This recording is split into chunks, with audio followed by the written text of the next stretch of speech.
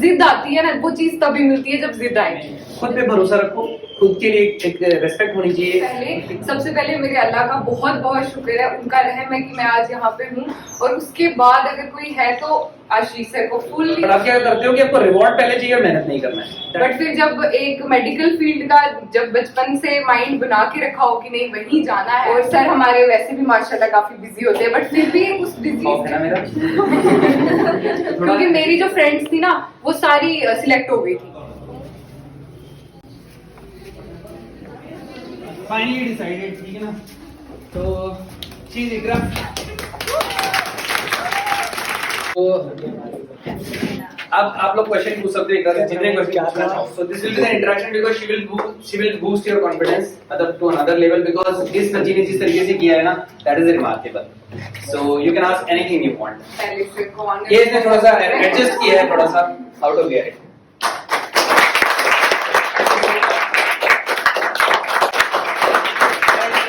इकरा मेरे पास 3 साल रही है, 11th में पढ़ी है, 12th में पढ़ी है, और फिर इसने 12th में भी टॉप किया है, 12th में बोर्ड के ऊपर फोकस किया, और उसके बाद इसने बोला कि सर मैं टॉप करूंगी एंड शी डिड इट। तो मैंने आपको बताया कि एक अनफॉर्चुनेट इवेंट था कि बीच में मदर बहुत बीमार थी, इकरा की लास्ट ईयर गुजर भी गई, उसके बाद भी इतना परेशानी झेली, इतना पेन में रहने के बाद भी इकरा ने ना इतना वंडरफुल किया है। तो मुझे लगता है कि इंस्पिरेशन है सबके लिए, जितने भी बच्चे सिलेक्ट हुए हैं। सब लोग कहीं ना कुछ स्ट्रगल कर रहे होते हो, आप भी कहीं ना कहीं कर रहे होगे जिंदगी में, कुछ ना कुछ स्ट्रगल कर रहे होंगे। लेकिन मुझे लगता है कि कुछ बच्चों को थोड़ा ज्यादा बुरा फेस देखना पड़ता है, कुछ बच्चों को ज्यादा स्ट्रगल करना पड़ता है, and Iqra is one of them जिसने काफी ज्यादा स्ट्रगल देखा है। सो मुझे लगता है कि इस टाइप के जो एग्जाम्पल्स है ना, वो हमें आप सब लोगों को, और एज ए टीचर मुझे भी, आप मैं बहुत ज्यादा प्राउड भी हूँ। मैंने लिखा भी था, अपने स्टेटस पे भी अपडेट किया था कि मुझे गॉड में फेथ इंक्रीज हो गया आफ्टर हर सिलेक्शन, क्योंकि मुझे ऐसा लगता है कि नहीं है। बहुत सारे लोग हमारे पास, ज्यादातर बच्चे ऐसे भी आते हैं, बहुत सारे अंडर प्रिविलेज्ड होते हैं, बहुत सारे बच्चे ऐसे भी होते हैं जिनको फैसिलिटीज नहीं मिली होती है, but the kind of work इस तरह के बच्चे जो कर लेते हैं, ऐसे बच्चे हैं, बड़े बड़े जम्मू के बड़े बड़े स्कूल्स के बच्चे हैं, ऐसे भी बच्चे हैं जिनके 2 जनरेशन 3 जनरेशन से जिनके घर में ऑलरेडी मेडिकल फील्ड से लोग हैं, लेकिन वो बच्चे उतना अच्छा नहीं कर पाए जितना इसने किया। एंड ये कहाँ पढ़ी है, क्या पढ़ी है, ये तो ये खुद ही बताएगी, क्योंकि मुझे लगता है she will tell you better कि इसने कैसे पढ़ाई की है। तो ये आप इंटरेक्ट करो। Now you guys are, now I'll let her speak in front of you so that आप पूछ सको अपने क्वेश्चन। सो ब्लंटली जो भी लगे आप क्वेश्चन जरूर पूछो उससे। Ask, raise your hand and speak, एक एक करके। Any question? हाँ बोलो। What made you consistent throughout your journey? मेरी सबसे बड़ी कंसिस्टेंसी का रिजल्ट जो है वो सर का ही, बिल्कुल constant motivation since class 11th जो सर ने बूस्टअप हमें किया है। स्टार्टिंग से सुना था नीट, बट हर दिन उस नीट के बारे में सुनना और हर दिन उसके लिए फोकस कैसे करना है, उस पर स्टडी कैसे करनी है, वो सारा जो है, मैं तो बोलती हूँ कि सबसे पहले मेरे अल्लाह का बहुत बहुत शुक्र है, उनका रहम है कि मैं आज यहाँ पे हूँ।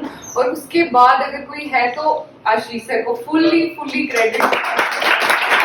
और मैं ये बोलता हूँ कि credit goes to her mother, जिन्होंने इतना मोटिवेट किया। आई स्टिल रिमेम्बर कि जब ये 11th क्लास में पहली बार मेरे पास इसका भाई छोड़ने आया था, तो मैं बाहर डेस्क पे बैठता था, बाहर की तरफ बैठता था, मैंने अपना ऑफिस भी नहीं था, और यहाँ पे I used to take classes. तो शी वाज वेरी 11th के पहले 5-7 बच्चों में से एक बच्ची थी। तो मुझे लगता है कि कंसिस्टेंटली डे 1 से इसको पता था कि सर मुझे एंट्रेंस की तैयारी कर रही है। तो she also had options, many options की भाई ये किसी बड़े कोचिंग सेंटर में जाए, बहुत सारी इंफ्रास्ट्रक्चर वाली जगह पे जाए, बट मुझे लगता है कि इसने हमें चूज किया। और फिर जैसे जैसे आगे बढ़ते गए, मैं इसको 11th में बड़ा बोलता था कि तुझे बाद में समझ आएगी, अगर नहीं पढ़ेगी तो बाद में। इसको अंदर से लगता था सर सही बोल रहे हैं, तो मैं डांटता था बड़ी बार। इनसिंसियर बच्चे तो इनसिंसियर हो जाते हैं ना। इनसिंसियर का मतलब ये नहीं है कि लाइक सारे बैठ के बातें कर रहे हैं, कि क्लास में 4 to 5 होती थी, तो सारे ओरिएंटल के एक साथ बच्चे इकट्ठे होकर बैठते थे उसमें। मुझे आज भी याद है, बहुत सारे बच्चे ओरिएंटल के थे, तो इनकी पूरी गैंग थी ओरिएंटल की। गैंग का मतलब सारे इकट्ठे होकर बातें करना इन्होंने। तो मैं कभी बार डांटता था, इसके साथ और भी टैलेंटेड और भी बच्चे थे, रोहित वगैरह थे, मैं उनको बोलता था कि पढ़ ले दे, अगर नहीं पढ़ेगा तो ऐसा। इसको भी डांट पड़ती थी कई बार, बट धीरे धीरे उन्होंने 11th में कंसीव किया अच्छे से। 11th-12th के अंदर इतना अच्छा परफॉर्म किया, 12th में इसने बोर्ड पे भी बहुत अच्छे से फोकस किया, एंड उसके बाद finally this is the time के एंट्रेंस टाइम पे मुझे लगता है कि इसने बहुत मेहनत की है। ये एक इंस्पिरेशन इसलिए भी है बिकॉज बहुत सारे लोग ना गिव अप कर जाते हैं। आप में से भी बहुत सारे लोग शायद हो सकता है 2nd ड्रॉप कर रहे हो, शायद हो सकता है 3rd ड्रॉप कर रहे हो, कोई फ्रेशर बच्चा भी होगा, लेकिन वो गिव अप कर जाते हैं ये सोच के कि बेसिकली क्या पता पेरेंट्स उतना सपोर्ट नहीं करें या क्या पता मेरा हो ही ना, आप ये मत सोचा करो। देखो एमबीबीएस की सीट अगर आप पहले साल मेहनत करते हो नहीं निकलती है, कई बार पहले साल में तो आपको सिर्फ पता चलता है कि पढ़ना कैसे है, पहले साल में तो सिर्फ ये पता लगता है कि पढ़ना कैसे है, कई बार क्योंकि आप 11th-12th में उतने अच्छे से नहीं पढ़े होते हो, आपको 11th-12th में नहीं पता होता कि कैसे पढ़ना है, तो जब आप पहली बार पढ़ते हो तो आपको सिर्फ पता लगता है कि कैसे पढ़ना है, लेकिन जब आप एक बार पढ़ लेते हो अच्छे से आपको पता चल जाता है कि सेकंड टाइम जब एग्जाम देंगे तो मुझे क्या गलतियां नहीं करनी है। पहली बार तो आप ये करते हो ना कि क्या करना है, सेकंड टाइम आपको ये पता चलता है कि क्या नहीं करना है, तो क्या करना है पता है, क्या नहीं करना है वो भी पता है। Now you are armed with everything, now आपकी सिलेक्शन की चांसेस बहुत ज्यादा होते हैं। तो बेसिकली एमबीबीएस की सीट जो है वो निकलना लाइफ टाइम के लिए एक एसेट क्रिएट हो जाता है आपके लिए। आप एक, मैं हमेशा बोलता हूँ आपको एक वर्ड कि नो रेस कोड जोन में हो आप, नो रेस कोड जोन का मतलब समझते हो। अब इसको आगे जिंदगी में उतनी रेस नहीं लगानी है जितनी बाकी लोगों को बीएससी में। आपको पता कई सारे लोगों ने बोला है इसको कि बीएससी कॉलेज में एडमिशन ले लें, मेरे ख्याल से इसने ले भी लिया था एडमिशन, मैंने बीए में एडमिशन लिया था, बीए में एडमिशन लिया था सोचो, और उसके बाद एग्जाम देना, वो आर्ट्स की क्लास में पढ़ना, पॉल साइंस, हिस्ट्री, और एक साइंस के स्टूडेंट के लिए सबसे ज्यादा डिफिकल्टी वो चीज होती है क्योंकि हम साइंस बैकग्राउंड में सब चीजें साइंटिफिक देखी होती हैं, हर चीज को लॉजिकली सोचा होता है, तो क्रैमिंग वाला पोर्शन कुछ भी होता नहीं है। तो जब आर्ट्स में चले जाओ वहां पर प्रॉपर क्रैमिंग है, या आप बीएससी में भी चले जाओ, मैंने बीएससी की क्लासेस भी अटेंड की थी, उसमें भी प्रॉपर क्रैमिंग वाला पोर्शन है, ये रिएक्शंस है, ये है, तो वो कुछ भी समझ नहीं आता है। बट फिर जब एक मेडिकल फील्ड का जब बचपन से माइंड बना के रखा हो कि नहीं वहीं जाना है, तो इवेंचुअली फिर आपकी मेहनत और बड़ों की दुआएं जो है वो फिर काम आ ही जाती हैं, फिर इंशाल्लाह तरक्की जो है वो अल्लाह के हाथ में है और फिर आपकी मेहनत है। और हमारे जो सर हैं ये, इनके बारे में मैं बोलती हूँ, मैं सुबह से लेकर शाम तक भी बोलती रहूंगी, वो खत्म नहीं होगा। मैं और कुछ नहीं बोलना चाहती, मैं सिर्फ सर के बारे में बोलना चाहती हूँ। मैं तो सिर्फ ये चाहता हूँ कि आप इंटरेक्ट करो इससे, इस चीज ने मेरी तारीफ शुरू कर दी फिर बंद नहीं होगी। तो चलो बच्चों का होता है ना अटैचमेंट होती है टीचर से, आपकी भी होगी अटैचमेंट। डिजर्व करते हैं सर, बहुत ज्यादा डिजर्व करते हैं। मेरी लाइफ में स्पेशली सर का, मतलब मुझे नहीं पता बाकी बच्चों की लाइफ में सर का क्या रोल प्ले है, बट मेरी लाइफ में जो सर ने रोल प्ले किया है वो, मतलब मैं कहती हूँ मेरे पेरेंट्स के बाद और पेरेंट्स के साथ अगर किसी बंदे को मैं रिस्पेक्ट देती हूँ और उतना प्यार अगर किसी को करती हूँ वो मैं सर को करती हूँ, क्योंकि इन्होंने मुझे ऐसे टाइम में सपोर्ट किया है जब कोई भी नहीं था, लिटरली जब लाइफ में कोई भी अराउंड नहीं था, बिल्कुल डार्कनेस अराउंड थी। और उस टाइम में मतलब इवन मुझे अभी भी याद है लेट नाइट कितनी बार डिप्रेशन में मैं सर को मैसेजेस कर रही, सर कुछ नहीं हो रहा है, सर अब मुझे ये करना है, मैं ये करना है, इतनी मोटिवेशन। मतलब एक होता है टीचर बोलेगा कि हाँ 12th हो गई है बच्चे की, तो अब मेरा क्या लेना देना है इसके साथ, मैं क्यों इसके साथ इंटरेक्ट करूं।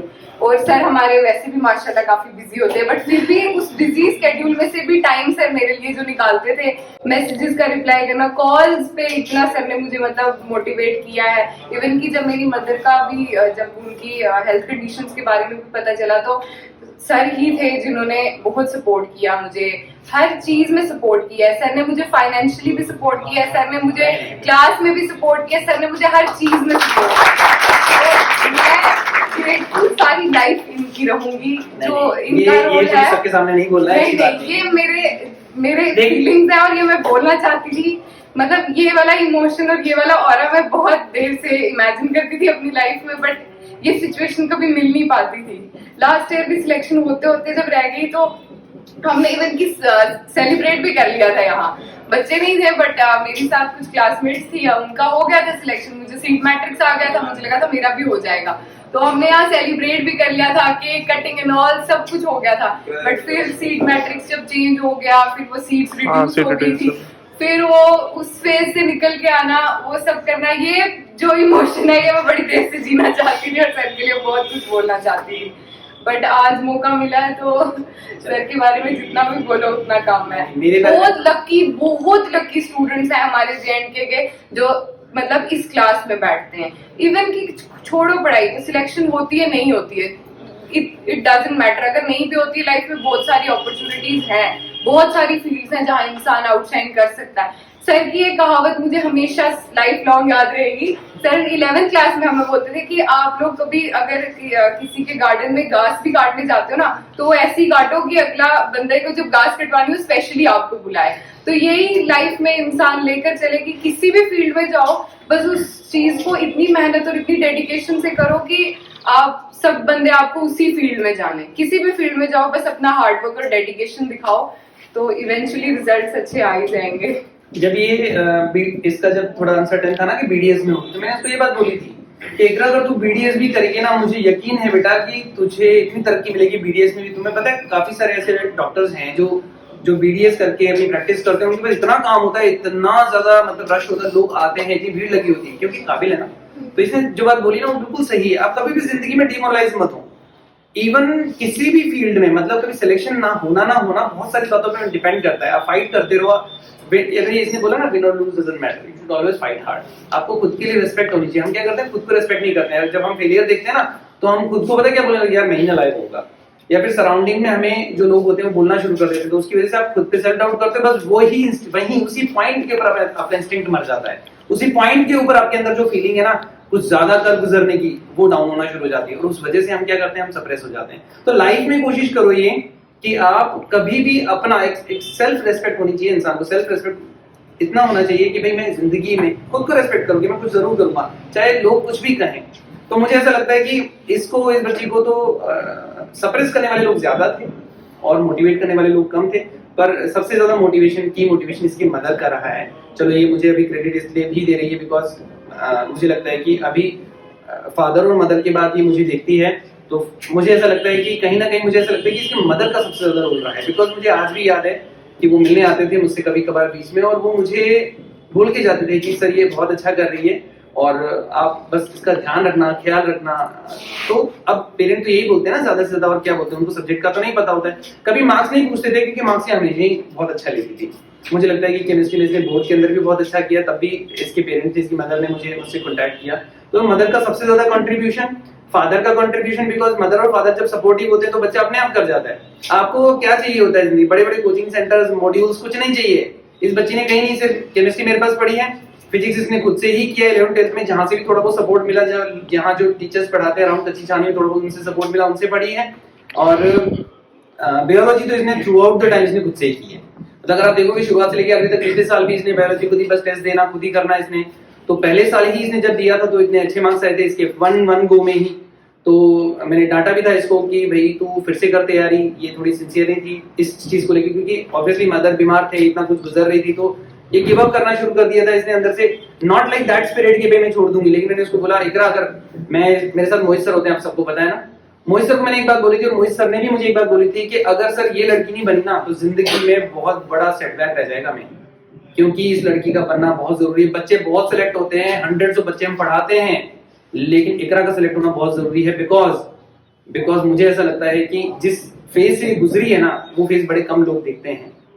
तो मदर हमेशा सपोर्ट करते थे, फादर हमेशा सपोर्ट करते थे। पहले टाइम जब यहाँ पे ये आई थी तो इसके भाई का सपोर्ट मैंने देखा सबसे पहले। वो उसने मेरा क्या था इंटरव्यू लिया था कि सर आप पढ़ाएंगे, कैसे पढ़ाएंगे बताओ। तो जब मैंने पूछा, क्योंकि मैं भी यहाँ पे नया ही था, तो 2015-16 में जब इसने मेरे से यहाँ पढ़ना शुरू किया फर्स्ट बैच में, तो मुझे याद भी आता है दिन में ये स्कूल से डायरेक्टली आती थी, स्कूल यूनिफॉर्म में ही आती थी, ये और एक महरीन और थी। तो दो बच्चे स्कूल यूनिफॉर्म में ही डायरेक्टली आते थे। और आने के बाद मैंने इनको पढ़ाना शुरू किया। तो इसका भाई ने पहले इंक्वायरी किया था बिफोर, मैंने ट्रायल क्लासेस पहले दे दी थी इनको, एंड देन भाई पूछने बाद में आया था एडमिशन करवाने से पहले। तो इसका ये था कि पहले जो जिस टीचर से भाई वगैरह पढ़े हुए हैं तो वहां पढ़ाएंगे, लेकिन फिर इसने बोला नहीं आशीष सर ठीक पढ़ाते हैं। तो देन व्हेन वी स्टार्टेड, तो तभी से इसके भाई को थोड़ा सा फेट बिल्डअप होना शुरू हो गया कि नहीं ठीक चल रहा है। तो मदर है, फादर है, ब्रदर है, बहुत ज्यादा रोल ये बहुत ज्यादा मेरे भैया ने खासकर मुझे बहुत ज्यादा सपोर्ट किया है। एक आपकी फैमिली में एक बंदा होना चाहिए ना जो जिसको पता है कि कब आपको थोड़ा सा मतलब पुश भी करना है और कब आपको थोड़ा सा पुल भी करना है। वो मतलब बीच बीच में मुझे ये चीज भी बोलता था कि नहीं तुझसे नहीं हो रहा, क्यों नहीं पढ़ रही है, डांटना भी उसने। और फिर उसने जब कभी मैंने फेलियर देखा उसमें उसने सपोर्ट भी बहुत ज्यादा किया। और मेरे पापा मतलब ये ऐसे हैं कि जब भी मेरा कोई भी रिजल्ट आता था, मतलब 10th के रिजल्ट पे भी हम मेरे 94% थे, बट फिर भी मैं बहुत रोई थी। प्लीज आए वहां क्यों बड़े, प्लीज आए। तो ये मेरे ऐसे फादर हैं कि बिल्कुल ये मुझे बस ऐसे कुछ पास हो गई कैसे बस कोई मैटर करता और कुछ मैटर नहीं करता, पास हो जा, रो क्यों नहीं है। तो इनका और मेरे ब्रदर का, मम्मा का तो सबसे बड़ा उनका ही ख्वाब था। मेरा तो बचपन से इंटरेस्ट नहीं था इतना, तो 8th-9th में ही उन्होंने बोला था कि उनका सपना था कि मैं डॉक्टर बनूं। तो जब मम्मा की डेथ होगी उसके बाद मुझे एक ही चीज थी जो अंदर से खाई जा रही थी कि एक चीज मैं उनके लिए नहीं कर पा रही हूँ, कि उनका एक ख्वाब था और मैं वो पूरा नहीं कर पा रही हूँ। ये चीज जो है ये मैंने अपने लिए नहीं की है, ये मैंने उनके लिए की है। तो फादर, मदर, ब्रदर और इन तीनों के साथ अगर कोई है तो वो आशीष सर ही है। बस सारा इनका भरोसा रखो, इनके साथ जैसा ये बोलते हैं वैसा करते चलो, वैसे ही पढ़ाई करती चलो। जो ये रूल्स फॉलो, इन्होंने हमें खाली केमिस्ट्री भी नहीं पढ़ाई है, इन्होंने हमारे फिजिक्स के टेस्ट भी लिए, इन्होंने मेरे बायो के भी टेस्ट लिए। इन्होंने टेस्ट सीरीज रखी होती थी, जब हम किसी चीज में लैब कर जाते थे हम इनको बोलते थे कि सर बायो नहीं हो रही है, सर फिजिक्स नहीं हो रही, केमिस्ट्री तो हो रही है, बायो के क्वेश्चन नहीं निकल रहे हैं। तो सर ने मतलब स्पेशली कोटा से हमारे लिए वो बुकलेट्स लाई थी, पूरे 180 क्वेश्चंस वाली बुकलेट का वो फुल FST सर ने हमसे ली है। मतलब बहुत जितनी हमने मेहनत की है वो उतनी मेहनत, उससे ज्यादा मेहनत सर ने हम पे की। लॉकडाउन लग जाता था ना, फर्स्ट टाइम जब लॉकडाउन लगा था सबके लिए शौक था, तब ये तैयारी कर रहे थे। कई बार इनको ना रात रात को जगाना मैंने 2-2 बजे तक, मतलब मैसेज करने, रात को 2 बजे तक भी मतलब मैसेजेस लगातार इनको जाते रहते थे, नहीं टेस्ट क्यों नहीं दे रहे हो, डांट पड़ती थी इनको कई बार। इसका उस टाइम पे सबसे बुरा फेज था, बिकॉज मदर जो है वो बीमार हो गई थी उस टाइम पे, तो वो सबसे बुरा फेज था। तो मुझे ऐसा लगता है कि ये बच्चे डिजर्विंग थे तो इनके लिए वैसा किया जाता था और मेहनत करते थे। मुझे लगता है कि आप में से बहुत सारे बच्चे बहुत वंडरफुल करने वाले हैं आने वाले टाइम में। खुद पे भरोसा रखो, खुद के लिए एक रेस्पेक्ट होनी चाहिए खुद के काम के लिए कि मैंने मेहनत की है। और रेस्पेक्ट तभी होती है ना जब आपके अंदर से आपको पता हो कि आपने मेहनत की है। तो अगर फेलियर देख लेते हो ना, अगर फेलियर देख लेते हो, कभी सिलेक्शन नहीं होता, तो सराउंडिंग्स आपको या आपको आप ज्यादा वरीड हो जाते हो इस चीज के लिए कि सब लोग क्या बोलेंगे या पेरेंट्स क्या बोलेंगे। तो उनको भी समझाओ, पेरेंट्स को समझाओ, बाकी सराउंडिंग को समझाने की जरूरत नहीं है। बाकी लोग तो आप जब सिलेक्ट हो जाते तब भी वो बाहर से सुपरफिशियल अच्छा बोलेंगे, अंदर तो उनके मन में फिर भी आपको पता है ना, मैटर नहीं करता। सबसे ज्यादा खुशी होती है मदर, फादर और आपके जो सिबलिंग्स हैं उनको सबसे ज्यादा खुशी होती है, और टीचर को। ये जो लोग हैं ना बस यही खुश होते हैं, बाकी को खुश करने की जरूरत भी नहीं है आपको। ये जितनी जल्दी आप सीख लो ना, जितनी कम उम्र में आप सीख लो उतना ज्यादा बेहतर है कि आपको मदर, फादर और अपने जो सिबलिंग्स हैं और अपने जो टीचर हैं, बस ये they are the most happiest people around. तो मुझे लगता है कि कभी फेलियर देख लो ना जिंदगी में तो घबराना नहीं है, कभी भी परेशान नहीं होना है। फेलियर पार्ट होता है। मैंने कौन सा पहले ही साल में मेरे पास इतने बच्चे आ गए थे क्लास में, ऊपर वाले की मेहरबानी से इतने बच्चे बैठे हैं। इकरा को पता है कि मेरे पास कितने बच्चे होते थे, मैं तो 2-2 बच्चे पढ़ाता था डेस्क के ऊपर बैठ के। तो ऐसा ही होता है, धीरे धीरे आप मेहनत करते रहो, कंसिस्टेंटली लगे रहो। पैटर्न चेंज किया हमने बहुत ज्यादा, इनको जब पढ़ाते थे तो 2-3 सालों के अंदर पूरा NCERT के ऊपर लाए। और दुख इस बात का वो बहुत सारे बच्चे सिलेक्ट हो गए थे, जब ये पहली बार नहीं सिलेक्ट हुई तो इसका सबसे ज्यादा दुख था। मैंने कहा ना हमारे दिल में इतना ज्यादा था ना, और ये बात हम घर पे भी करते, मेरी फैमिली के साथ डिस्कशन होती थी। तो मुझे ऐसा लगता है कहीं ना कहीं इस बच्चे ने थोड़ा फेथ रखा तो ऊपर वाले ने रिवॉर्ड किया। और मैं ये भी आपको लोगों को भी यही कहता हूँ कि have faith in yourself and have faith in God. आपको रिवॉर्ड्स मिलते हैं जिंदगी में अगर आप बहुत अच्छे से मेहनत करते हो। बट आप क्या करते हो कि आपको रिवॉर्ड पहले चाहिए और मेहनत नहीं करना है। That is a bad thing. आपको चाहिए कि आपको MBBS की सीट मिल जाए, लेकिन उस सीट के लिए आपको मेहनत नहीं करनी, वो गलत चीज है। आप मेहनत करो और ये सोचो कि अगर नहीं निकलती सीट किसी रीजन से, तो ये सोचो कि यार शायद मेरी मेहनत में कोई कमी रही होगी, मैं फिर से जोर लगाता हूँ, क्या हो गया यार उसमें, क्या हो गया उसमें, क्या परेशानी होगी। ऐसे बच्चे हैं जो इकरा के साथ थे और गिव अप कर गए, और आज वो ऑर्डिनरी कॉलेजेस में। ऐसे बच्चे हैं जो इकरा के साथ थे, अभी फिर से फाइट कर रहे हैं कि कोई बात नहीं सर, एक बार और देखेंगे, इस बार हो जाएगा सिलेक्शन। तो इट इज ए ड्रीम। हम इकरा यहाँ पे बैठी होती थी और मैं यहाँ पे खड़े होकर दूसरे बच्चों का एग्जाम्पल दे रहा होता था। इकरा यहाँ पे बैठी होती थी, अब दूसरे बच्चे आते थे क्लास में और एग्जाम्पल दे रहा होता था, समझाते थे इनको कि जो सिलेक्ट हुए हैं, वो बताते थे आज इकरा यहाँ खड़ी है और आप सुन रहे हो, और कल को ऐसा होगा कि आप में से भी कोई ना कोई बच्चा यहाँ खड़ा होगा। सो ऐसे ही हमारी जो गुडनेस है, ये जो चेन है वो प्रोपेगेट करती है, ठीक है ना। ऐसे ही चेन इलोंगेट होती है, प्रोपेगेट करती है। इसी यही मैकेनिज्म हम पढ़ते हैं ना, free radical mechanism. Yes sir, है ना, इनिशिएशन, इलोंगेशन एंड टर्मिनेशन। तो हमारी चेन टर्मिनेट पता नहीं कब होगी, जब तक काम करेंगे तब तक चलेगी, लेकिन प्रोपेगेशन लंबा चलना चाहिए। तो सबसे लॉन्गेस्ट स्टेप भी हमारे पास प्रोपेगेशन ही यस होती है। तो आप बस मेहनत करते रहो। बाकी if you want to ask anything from Iqra, like मैं ये चाहता हूँ कि आप सब कुछ पूछो इससे, क्योंकि मुझे लगता है कि इकरा से बेहतर आपको कोई नहीं बता सकता। ये she is a good speaker as well. तो मुझे लगता है कि देखो कॉन्फिडेंटली बोलती है ना, बच्चे तो आने से ही डरते हैं। So she is a good speaker as well. आवाज में भी वैसा है कि सुनने का मन करता है कि जो बोल रही है। So you can ask anything you would like, कुछ भी पूछो, एनीथिंग बोलो।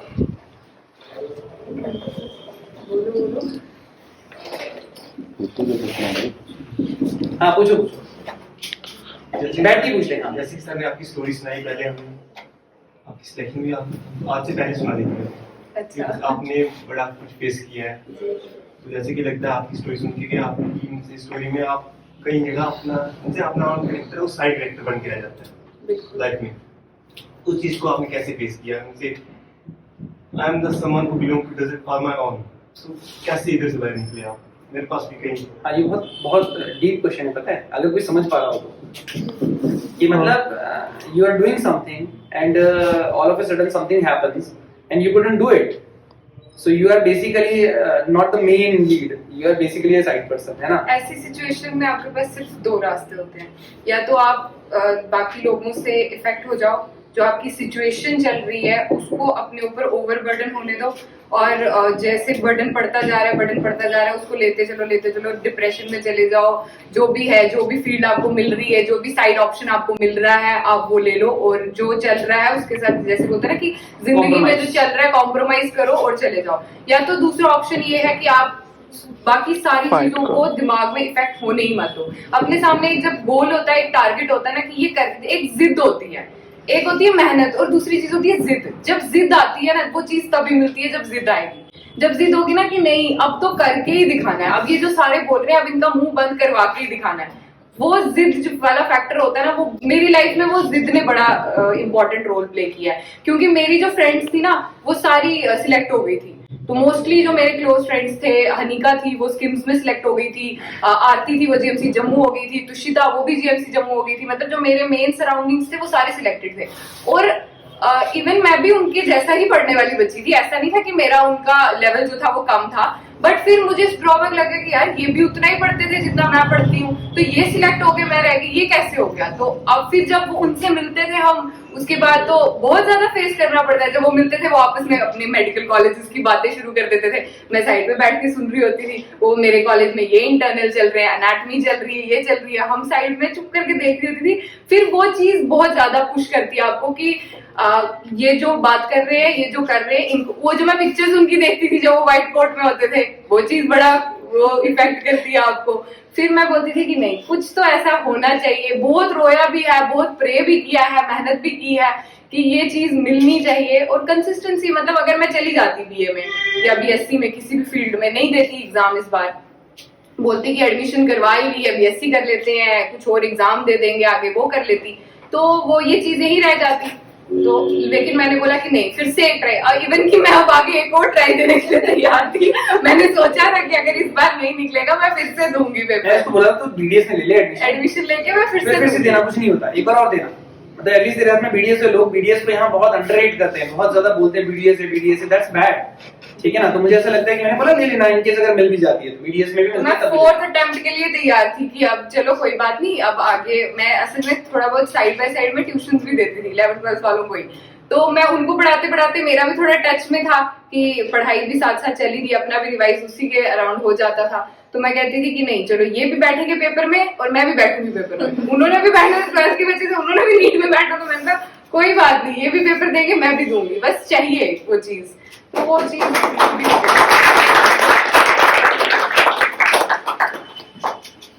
So anything else? Anybody wants to ask anything? कुछ बोलो, anything. Do not hesitate. You can ask anything. मतलब regarding preparation, जैसे उस बच्चे ने पूछा ना, regarding preparation, anything you can ask. जो हमें सेल्फ डाउट आता है प्रिपरेशन के टाइम पे, उसको कैसे ओवरकम करें कि मुझे फियर है, खासकर जो हमने ड्रॉप किया है, तो उस चीज को हम कैसे ओवरकम करें कि नहीं हुआ, व्हाट इफ नहीं हुआ, हम रह गए। व्हाट इफ नहीं हुआ तो क्या, नहीं हुआ तो नहीं हुआ, ये भी माइंड में रखना है ना, पॉजिटिवनेस भी तो रखनी है ना दिमाग में कि नहीं हुआ तो सो व्हाट, लाइफ खत्म हो गई यहीं पे। डॉक्टर नहीं बने तो जो हमारे अराउंड में वो सारे डॉक्टर हैं क्या?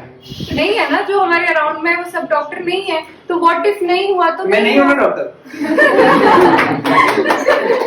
मैं नहीं हूँ ना डॉक्टर, ठीक है ना। नहीं, ये चीज दिमाग में रखनी है कि अगर नहीं हुआ तो कोई बड़ी बात नहीं है, मैंने अपना 100% देना है, मैं मतलब आपको अपने पे होना चाहिए। जब इंसान मेहनत करता है ना, उसको खुद ही पता होता है कि मैं पढ़ रहा हूँ। जैसे मुझे इवन की बहुत मेरे क्लोज बंद थे, उन्होंने ये भी बोला कि आज जिसको देखो वो ड्रॉप करने लग जाता है, तो सारे ही आईटी डॉक्टर हैं, ऐसे ही थोड़ी डॉक्टर बन जाते हैं, डॉक्टर बनने के लिए बड़ी मेहनत की जरूरत है।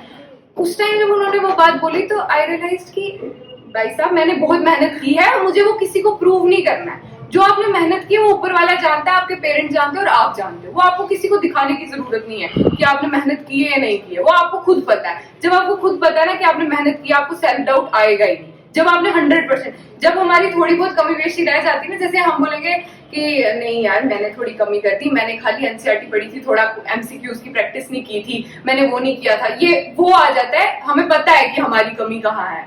जब हमें पता है कि हमने 100% दिया है और अगर सच में दिया हो तो सेल्फ डाउट आएगा ही नहीं। और फिर भी अगर नहीं होती ना सिलेक्शन तो मतलब प्रॉब्लम नहीं तो है। अगली बार फिर से तुम है यार, उसमें क्या हो गया? मैं उनमें से नहीं हूँ कि मैं आऊंगी और फ्लॉट दूंगी, वो हो गई सिलेक्शन, बस यही है, मेडिकली सब कुछ है, ऐसा नहीं है। वो हो जाना बहुत बड़ी अचीवमेंट है, ये एक ड्रीम कम ट्रू वाली बात होती है। ये नहीं है कि कोई लाइटली चीज है, बहुत सालों की मेहनत है, बहुत ज्यादा मेहनत है और बहुत बड़ी चीज हासिल होती है। बट ये है कि अगर ये चीज हासिल नहीं होती है, मैं सबको एक ही चीज बोलूंगी, मैं एक ही चीज बताने आई हूँ कि अगर ये चीज नहीं भी मिलती है, अल्लाह करे आप सबको मिल जाए, लेकिन अगर बाई चांस आपके नसीब में ये चीज नहीं है तो गॉड नोज बेटर, उसने आपके लिए इससे बेहतरीन चीज कोई रखी हुई है।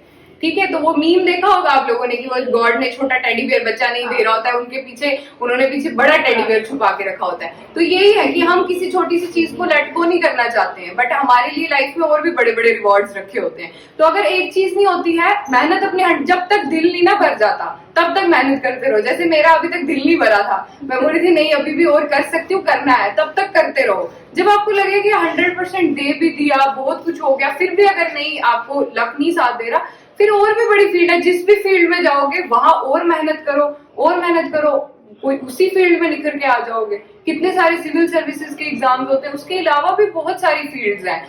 टीचिंग है, बहुत अच्छा प्रोफेशन है, मैं एक्सपीरियंस कर चुकी हूँ, बहुत ही बेहतरीन प्रोफेशन है अभी तक का जितना मेरा एक्सपीरियंस रहा है। तो बहुत नोबलेस्ट प्रोफेशन है, मतलब इतनी इज्जत मिलती है और एक फीलिंग पॉजिटिव है। मैंने अपने आप को मोटिव, इनका भी था ना कि जैसे खुद को निकालने के लिए क्या करें, मैंने अपने आप को निकालने के लिए साथ में ये भी किया था कि मैं साथ बाय साथ जो बच्चे होते थे पढ़ाना शुरू कर दिया मैंने, कि थोड़ा बहुत किसी को कोई कजन आ जाती थी, कोई स्टूडेंट वगैरह नोन में, 11-12 वालों को, छोटे बच्चों को नहीं, छोटे बच्चों को पढ़ाना थोड़ा मुश्किल हो जाता है, उनके साथ ज्यादा टाइम यूटिलाइज हो जाता है। 11-12 को फिर पढ़ते रहो, तो किसी भी अपने आप को कहीं लिंक कर दो तो इवेंचुअली हो जाएगा। बाकी टेंशन वाली बात नहीं है, किसी भी जगह जाओ, अच्छे से मेहनत करो, हो जाएगा इंशाल्लाह। बाकी पॉजिटिव रहो और कुछ नहीं। जैसे कभी आपका कोई चैप्टर कुछ ऐसे वो भी होगा, लाउडली पूछना, डर क्यों रही है? ये डरावनी लग रही है? लाउडली पूछ। कभी कभी आपको किसी चैप्टर में, किसी टेस्ट में बहुत ज्यादा कभी कम मार्क्स दिया जाते हैं, हाँ। तो होता है सबके साथ होता है। हाँ बिल्कुल। तो आप अपने आप को डिमोटिवेशन से कैसे बचाते हैं? मतलब ऐसे हो जाता है ना कि मेरे कम आ गए, मेरे फ्रेंड्स अच्छे आ गए, सबके अच्छे आ गए, डिमोटिवेट थोड़ी होना है उसमें, वही मैंने बोला ना, उसमें पकड़नी है जिद कि अच्छा तुम मेरे से आगे निकली, कोई बात नहीं, अब अगले टेस्ट में खाती मजा। कि उसने जब मार्क्स आते हैं, मेरे भी कई बार वक्त टेस्ट में थोड़ी मैं टॉप करती थी, हमें यहाँ पे सर ने बड़ी अच्छी चीज रखी थी, लिस्ट वाला सिस्टम जो सर में रखा होता है, लिस्ट रखी होती है। जब हम ट्यूशन आते थे ना, सामने नोटिस बोर्ड पे जब लिस्ट लगी होती थी ना, नीचे सीढ़ियां चढ़ते चढ़ते टांगों में शूटिंग शुरू हो जाती थी। कि मेरा भी होता था कि पहले 2 में नाम हो जाए तो फिर ठीक है, जब नाम नहीं होता था फिर कई बार नीचे ढूंढना पड़ जाता था, बहुत नीचे चला गया होता तो था। सोच रहे हैं ना, मैं वही ढूंढता हूँ।